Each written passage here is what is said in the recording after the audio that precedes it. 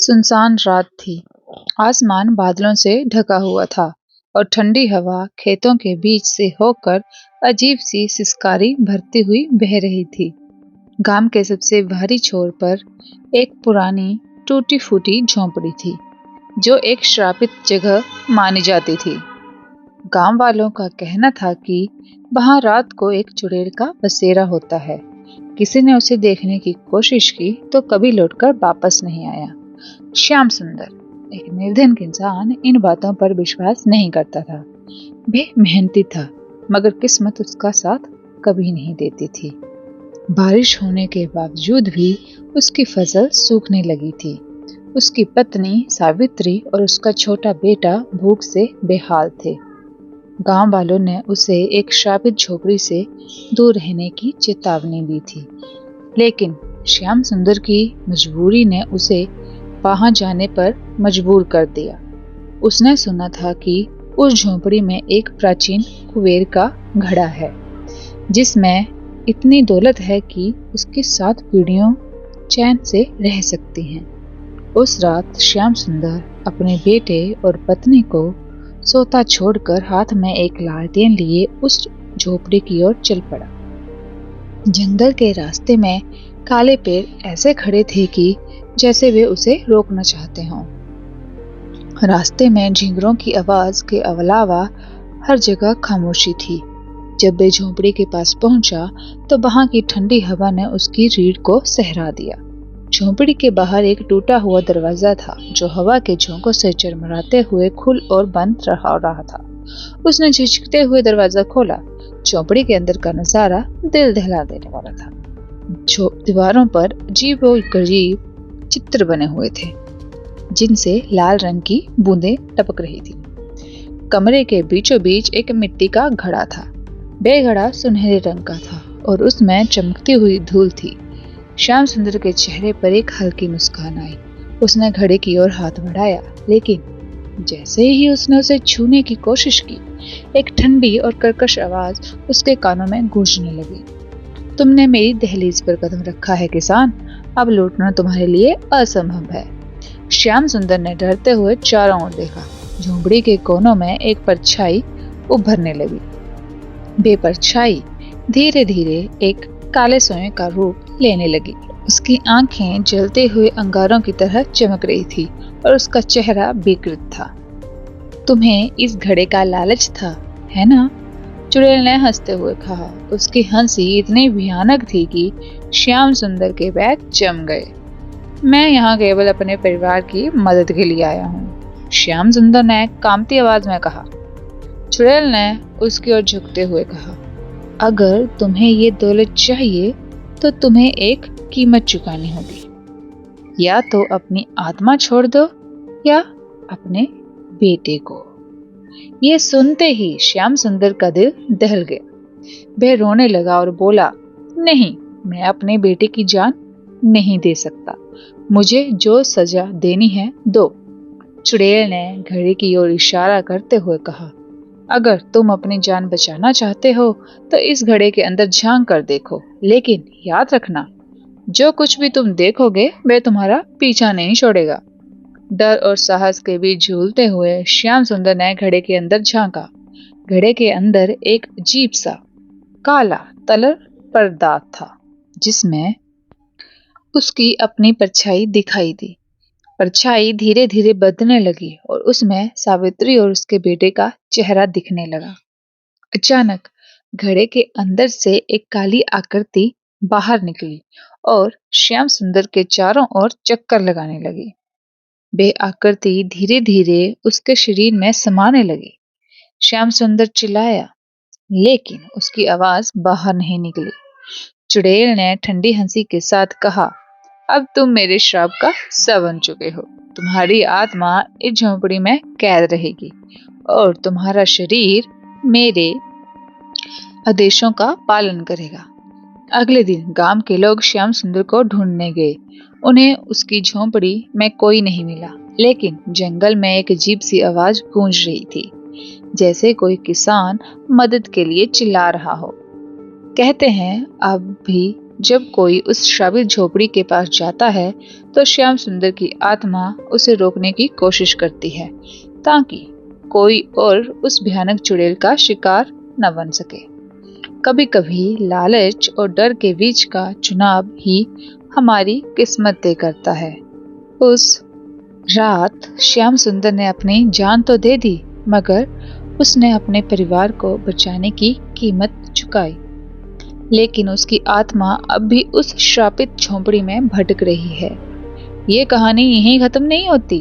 अगली बार अगर तुम जंगल के उस रास्ते पर जाओगे तो हो सकता है कि वे घड़ा तुम्हारे लिए इंतजार कर रहा हो। चांदनी रात का जादू था। यह हवा में कुछ अजीब सा सन्नाटा, मगर उस रात गांव के हर व्यक्ति की नींद बेचैन थी। गांव के सबसे पुराने बरगद के पेड़ के पास हल्की हल्की बांसुरी की धुन सुनाई दे रही थी, पर यह कोई सामान्य धुन नहीं थी। हर गांव वाले को पता था कि यह आवाज उस शापित चुड़ैल की है जो सालों से उस पेड़ के नीचे अपनी काली छाया फैलाए बैठी थी। लेकिन श्यामलाल, गांव का सबसे हिम्मती और जिद्दी किसान, इस सब पर विश्वास नहीं करता था। वे हमेशा कहता, जो मेहनत करता है उसे किसी श्राप या डर से डरने की जरूरत नहीं। श्यामलाल का खेत गांव से दूर जंगल के किनारे पर था। वह अपनी जमीन पर बहुत मेहनत करता था और रातों को भी वहीं सो जाता था। गांव वालों ने उसे कई बार चिताया, श्याम, रात में जंगल की ओर मत जाना, वे हाँ चुड़ैल रहती है। वह हर उस आदमी को अपने जाल में फंसा लेती है जो उसकी धुन सुन ले। लेकिन श्यामलाल ने इसे महज अंधविश्वास समझा। एक रात जब फसल कटने का समय था, श्यामलाल ने सोचा कि वह रात भर खेत में ही रहेगा ताकि जानवरों से फसल को बचा सके। आधी रात का समय था, चारों ओर सन्नाटा था और हवा इतनी ठंडी थी कि वह झोंपड़ी में बैठकर कांपने लगा। तभी उसे दूर से किसी के गाने की आवाज सुनाई दी। आवाज इतनी मधुर और रहस्यमयी थी कि श्यामलाल अपनी जगह से उठ खड़ा हुआ। उसकी जिज्ञासा उसे उस ओर खींचने लगी। मशाल लेकर वे आवाज की दिशा में चल रहा पड़ा और कुछ दूर जाने के बाद उसने देखा कि जंगल के बीचों बीच एक औरत सफेद साड़ी में खड़ी थी। उसकी पीठ श्यामलाल की ओर थी, उसके बाल खुले हुए थे और वह अपनी जगह पर स्थिर खड़ी थी। कौन हो तुम और इतनी रात को यहाँ क्या कर रही हो? श्यामलाल ने हिम्मत करके पूछा। औरत धीरे धीरे उसकी ओर मुड़ी। उसकी आंखें लाल थी, चेहरे पर एक डरावनी मुस्कान थी और उसके होंठों से खून की बूंदें टपक रही थी। श्यामलाल ने पीछे हटने को कोशिश की, लेकिन उस औरत की आंखों ने उसे जकड़ लिया। वह बोली, डरने की जरूरत नहीं किसान, मैं तुम्हें कोई नुकसान नहीं पहुंचाऊंगी, लेकिन तुम्हें मेरी एक मदद करनी होगी। श्यामलाल ने कांपते हुए कहा, कैसी मदद? औरत ने उसकी ओर इशारा किया और कहा, जंगल के बीच में एक पुराना कुआं है, उसमें मेरी आत्मा कैद है। अगर तुम मुझे उस कुएं से आजाद करोगे तो मैं तुम्हें तुम्हारी मेहनत का 10 गुना इनाम दूंगी। लेकिन याद रखना, अगर सूरज उगने से पहले तुमने ये काम पूरा नहीं किया तो तुम्हारी आत्मा भी उस कुएं में कैद हो जाएगी। श्यामलाल के पास कोई विकल्प नहीं था। चुड़ैल की आवाज और उसकी आंखों ने उसे वश में कर लिया था। वे मशाल लेकर उस कुएं की ओर बढ़ा। जंगल इतना घना था कि वे चांदनी से भी मुश्किल से अंदर आ रही थी। हर कदम के साथ उसे लगता कि कोई उसके पीछे चल रहा है, लेकिन जब भी वे मुड़कर देखता वहां कोई नहीं होता। कुछ समय बाद श्यामलाल उस पुराने कुएं तक पहुंच गया। कुएं के चारों ओर सूखे पेड़ खड़े थे और वहां एक अजीब सी गंध फैली हुई थी। कुएं के अंदर झांकते ही उसे लगा कि कोई उसकी ओर देख रहा है। अचानक कुएं से एक आवाज आई, श्यामलाल, ये तुम्हारा अंत हो सकता है, पीछे हट जा, नहीं तो वे तुम्हें मार डालेगी। श्यामलाल चौंक गया। ये आवाज किसी बूढ़े आदमी की थी। उसने पूछा, तुम कौन हो? आवाज ने जवाब दिया, मैं भी एक किसान था जो इस चुड़ैल के झांसे में फंस गया था। उसने मेरी आत्मा को इस कुएं में कैद कर दिया और अब तुम्हारी बारी है। अगर तुम इसे रोकना चाहते हो तो उसके झूठे वादों पर विश्वास मत करना। श्यामलाल उलझन में था।